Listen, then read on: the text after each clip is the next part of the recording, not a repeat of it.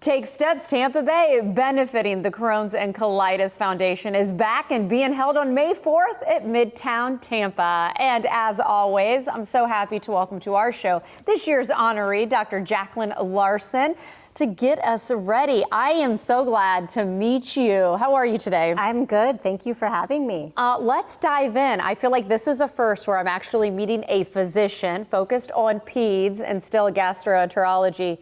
But yet you're a patient. Yes. I mean, take me back when you got your diagnosis, because getting to know, irritable bowel diseases, they're one of those icky, gross things people don't want to talk about. So you knew at a young age. Yes. So I started my inflammatory bowel disease journey 45 years ago. That probably ages me, but I was diagnosed with Crohn's disease in the early 1980s. And so that's a big thing because we really didn't have effective treatments. Yes. We had no treatments really. I will have to say my parents crossed international borders with me to find treatments that were available.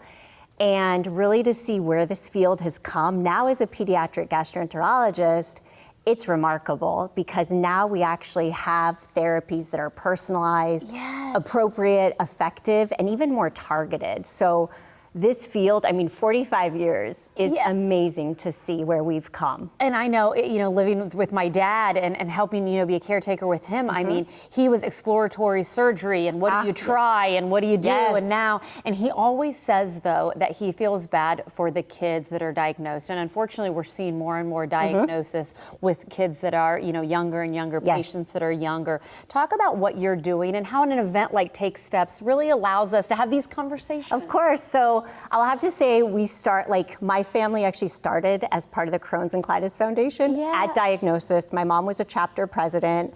We did the Take Steps walks in Washington and Oregon from an early age till now.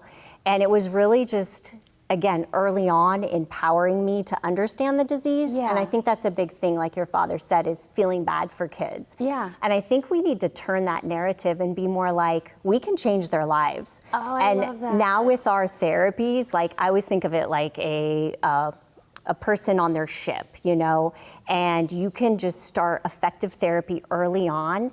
And that kid won't know they have Crohn's disease or ulcerative colitis. They will forget they have the disease. And that didn't happen for kids like myself and your father. I've had multiple surgeries. My entire childhood, I would say, was spent in the hospital on liquid diets, IV nutrition, 7 surgeries in the end, prednisone, not our friends. That was our only therapy back then.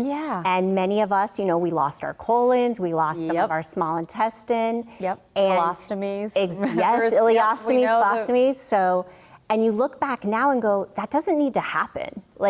With appropriate therapy early on, it doesn't have to happen. With the research that's out there, this field has exploded in the last 20 years. I think the 20 years is really the mark of, you now smile thinking about it, because I can tell a kid, I'm like, you're gonna forget you have Crohn's or colitis because your therapies are so good. And just be a kid. For me, I didn't get to be a kid. It was really taken away with this disease. And now I'm like, no, you're gonna be a kid. You can do anything you want in life. Go do what you want. I can tell you are passionate. That's why you're this year's honoree, everybody. If you want to continue this conversation, go to Take Steps. The Crohn's and Colitis Foundation really on the forefront of finding these therapies. There's all the information on your screen.